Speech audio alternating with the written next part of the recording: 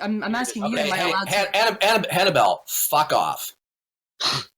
Why are you so rude, man? We have such a nice history. No, I'm not. No, I'm not rude. So I'm assertively telling you to fuck me to fuck off. That's not polite. I did tell you to fuck off because you're being a disingenuous, double talk scumbag.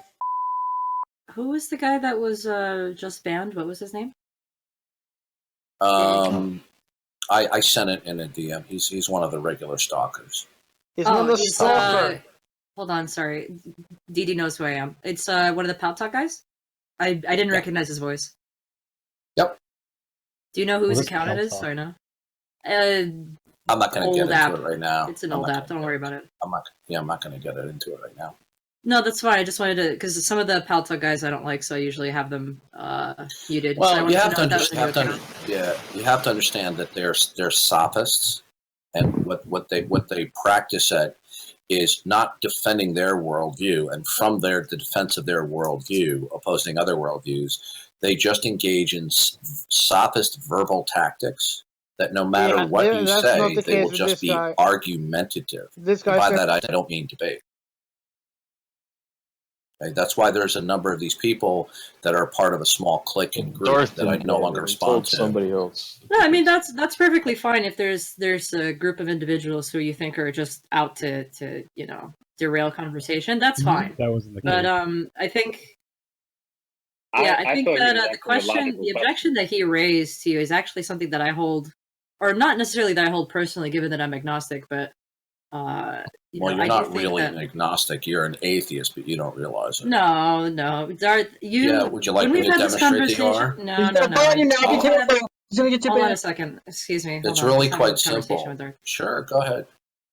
So the point is, as an agnostic, is it your position that you don't know whether there is or is not a God? As a personal belief state. Is that correct? It's not an epistemological statement, but as a personal belief statement, yeah. Okay. Right. Okay. It's a personal belief, right? Yeah. So you don't have a belief in God or a belief that God does not exist. Right? Basically, it's a suspension of judgment, right? It's one of those. Right. It's not. Actually, that's not actually true. All right, and I'll tell you why. Right? Mm-hmm. It's because. Excuse me. There are some things that you can be neutral about, and some things that you cannot be neutral about. All right.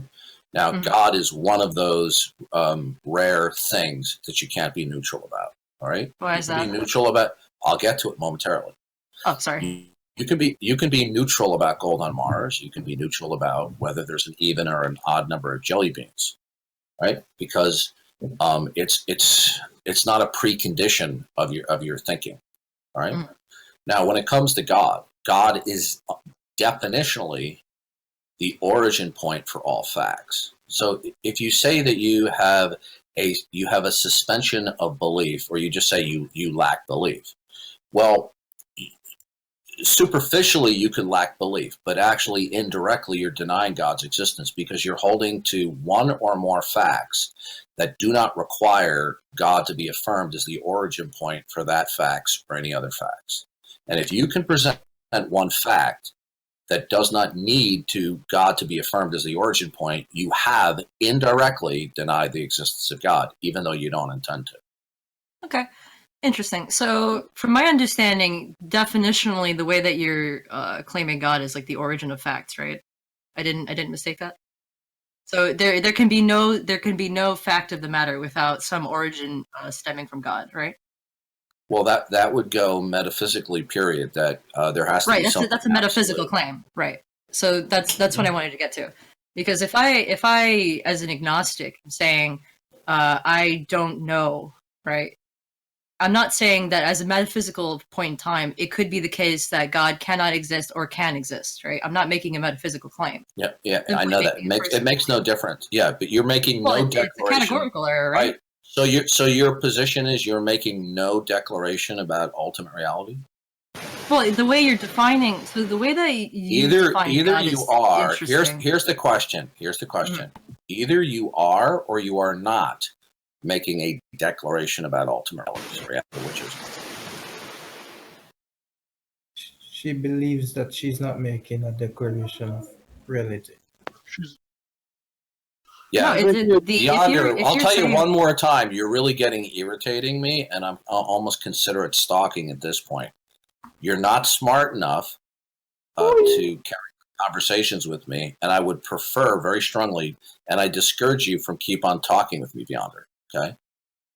Now, Isn't she making a statement about okay. So Hannibal, either you are making an assertion about ultimate reality, or you are not. Which is it?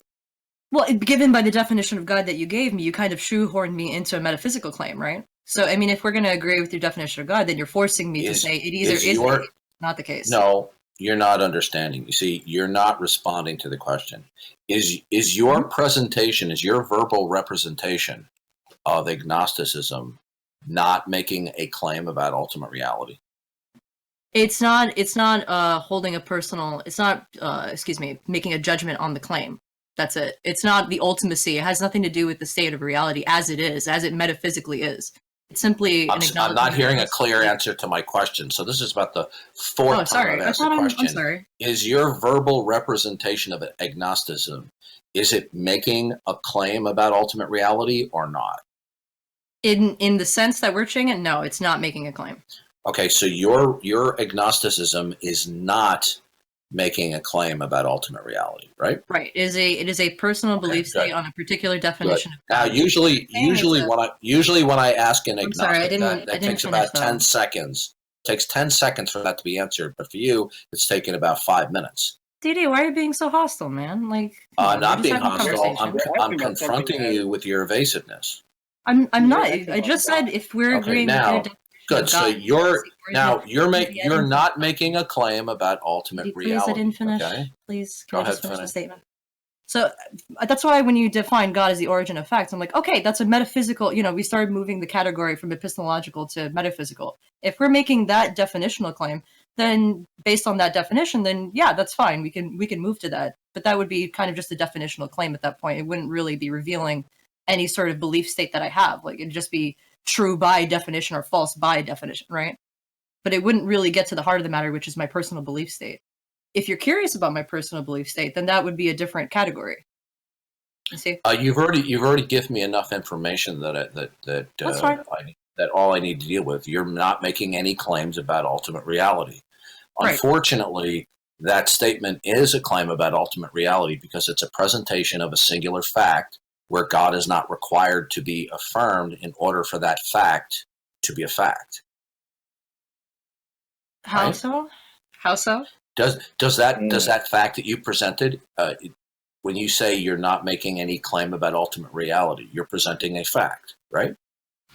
But if you're stating a fact about a topic, right? The fact that's being stated about the topic is not within the realm of the topic itself, right? So if I were to give you like a categorical norm versus like a normative statement, right?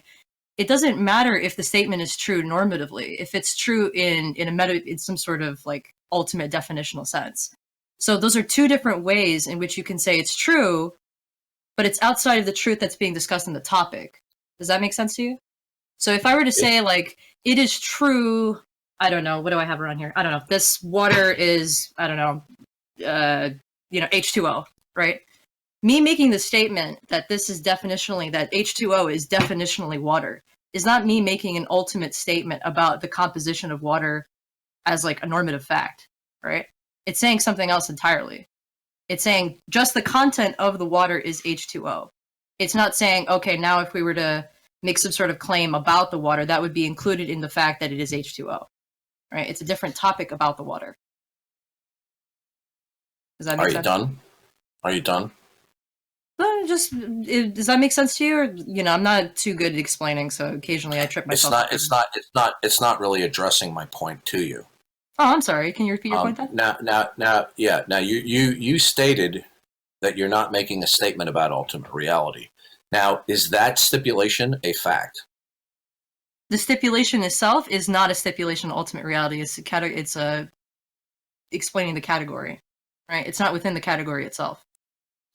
So a fact about a category. When you stated that you are not, when you told me you are not doing X, are you presenting me with a fact? That is within the ultimacy of reality or whatever, however verbiage you use it? If you told me that you are not baking a cake, would you be presenting me with a fact? A fact that I am not baking a cake, sure. Okay. So whether you say I am not making a cake, that's a stipulated fact. If we replace that with I am making no statement about ultimate reality, that's also a stipulated fact.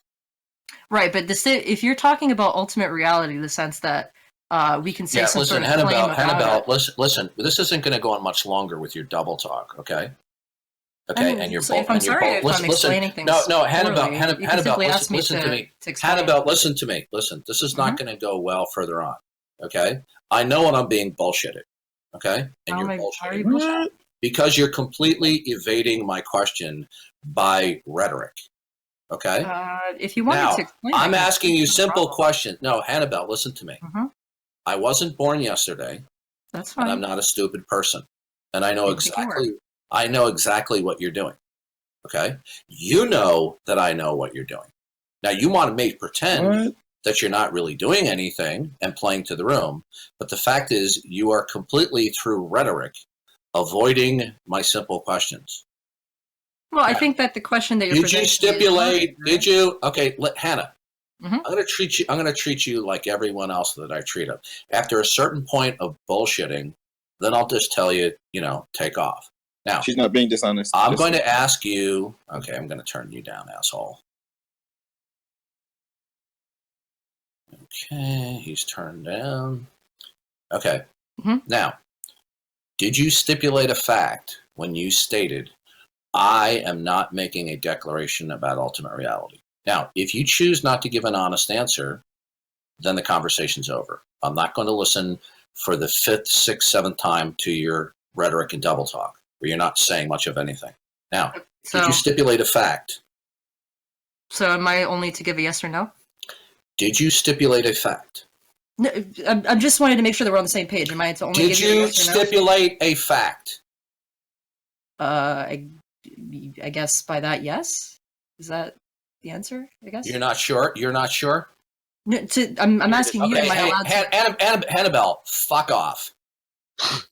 Why are you so rude, man? We have such a nice history. No, I'm not. No, I'm not rude. So I'm assertively telling you to fuck off. That's not polite. Yeah, I did tell you to fuck off because you're being a disingenuous, double talk scumbag. Now, I asked. Okay, bye bye. I'm going to turn you down. Bye. That's so rude. I've been talking with you for 3+ years. I have never been rude to you. I can't hear you. And you're incredibly. Anybody else have any other questions?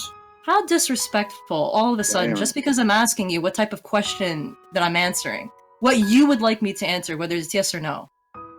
I'm trying to give you what you want because you're giving me a loaded question. But when I try to clarify why your question is loaded, all of a sudden you're telling me to fuck off and I'm a scumbag. How rude.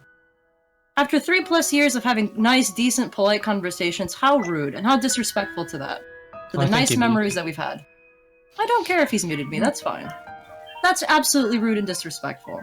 Yeah, that's crazy. That's crazy. But Hannibal, he's specifically shoehorning me into trying to make a knowledge claim, and when I'm trying to explain that it's a belief claim, or actually that it's a categorical error to say that speaking about a category is factually of the same category, he's telling me that I have to answer a certain way. How disrespectful. But Hannibal, you are also you latest way of thinking about that kind of stuff, and I wish he would have somewhat more tolerance for things. No, man, I don't have patience when I ask somebody a straightforward question 5 times. They have the intelligence and they have the verbal skills to answer the simple question, and all I get in double talk. Then it's clear after asking the question 5 times that the person is deliberately spewing rhetoric in order to pretend as though they're addressing and answering the question. There's a difference between they're really not, which is out and out deception, and I consider it a violation of the basic social contract.